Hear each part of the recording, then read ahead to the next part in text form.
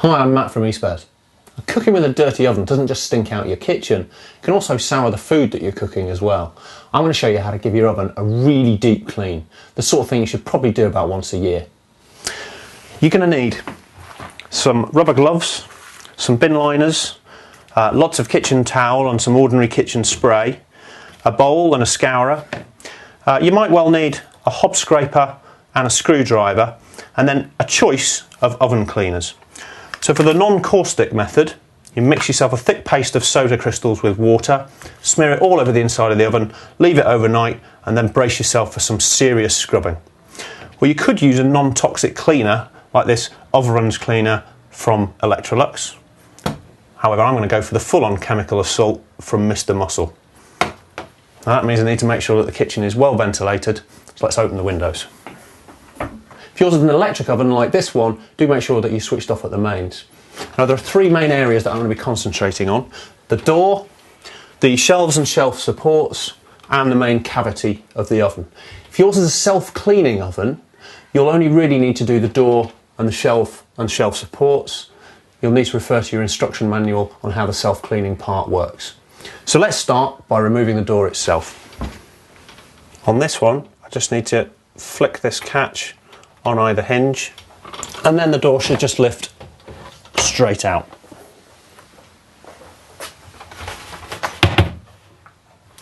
So now just remove the shelves and the shelf supports. So I'm going to put the shelves and shelf supports in a bin liner, and then take my oven spray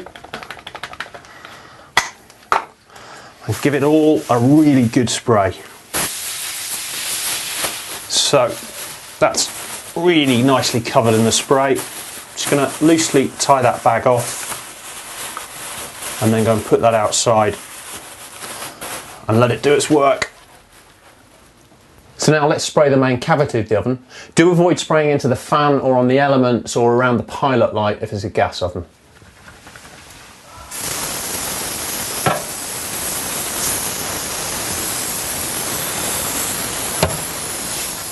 So whilst the oven cleaner is getting to work, let's get started on the door. Oven doors can be made up to 4 pieces of glass thick, like this one, and as well as all the gunge and grime you can see on the inner glass here, the grease can accumulate between the layers of glass, so we're going to take it apart completely so we can give it a really good clean.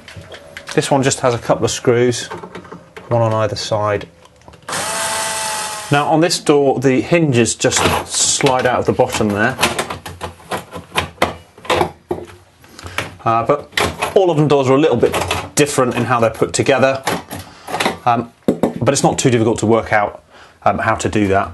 And then on this one I can just slide these end pieces off and then separate out the pieces of glass. So once you've separated out the parts of your door, just give it a good spray with an ordinary kitchen spray and then get in there and give it a good clean.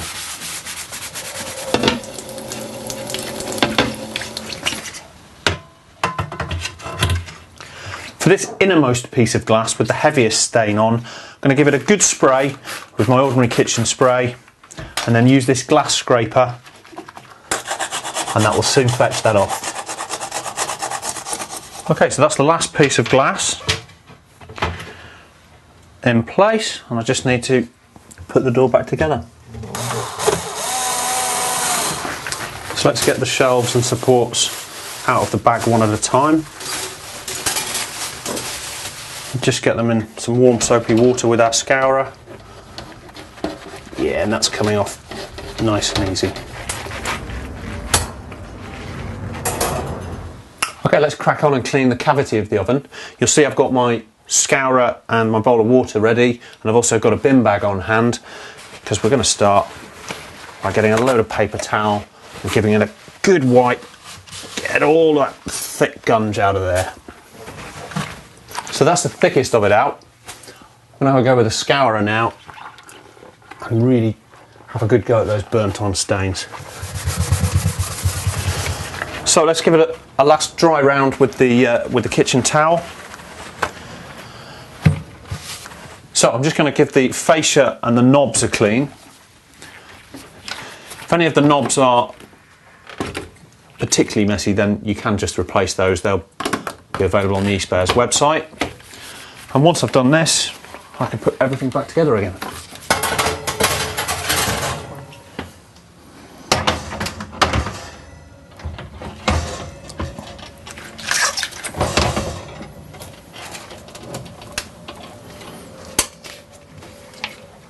There we go, that's one very clean oven.